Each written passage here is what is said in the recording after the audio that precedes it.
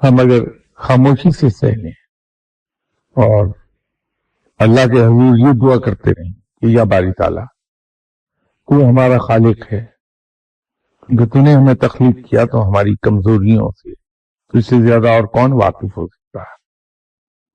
تو جانتا ہے کہ میں بہت کمزور ہوں اور دکھ پہنچنا بھی تو نے ہی میری فطرت میں رکھا ہے۔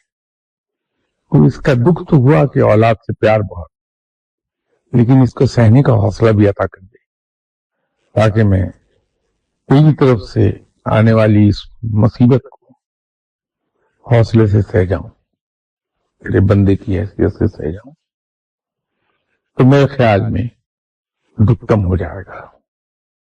میں نہیں سمجھتا کہ ایک ہفتے سے زیادہ لگے گا اس دکھ سے نکل جائے گا انسان۔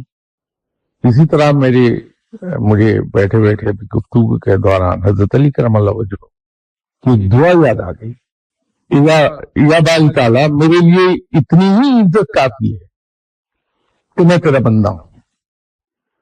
بتائیے کہ شکر گزاری اس سے بڑھ کر کیا ہوگی؟ کہ اس سے غرض ہی نہیں ہے کہ اللہ نے کیا عطا فرمایا، کون کون سی خواہش پوری ہوئی، کیا کیا اس کی مجھ پر رحمتیں ہوئی اور کیا کہاں میں محروم رکھا گیا، اس سے غرض ہی نہیں ہے۔ بس اسی کے کافی جان لیا میں تیرے جیسے پروردگار کا بندہ ہوں، یہی عزت میرے لیے بہت ہے۔ اس کے بعد کا ایک جملہ ہے، اور بے شک میں نے تجھے ویسا ہی پایا جیسے میں نے تجھے چاہا۔ باری تعالیٰ تو مجھے بھی ویسا ہی بنا دے جیسا تو مجھے چاہتا ہے۔ اور بتائیے یہ بندگی کی انتہا ہے جس کو میں ٹوٹل سرنڈر کہتا ہوں، انکنڈیشنل سرنڈر۔ وہ یہ ہے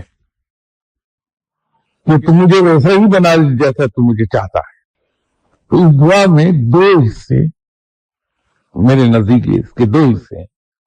پہلا جملہ شکر گزاری پر مبنی ہے اور دوسرا حصہ بندگی پر مبنی ہے۔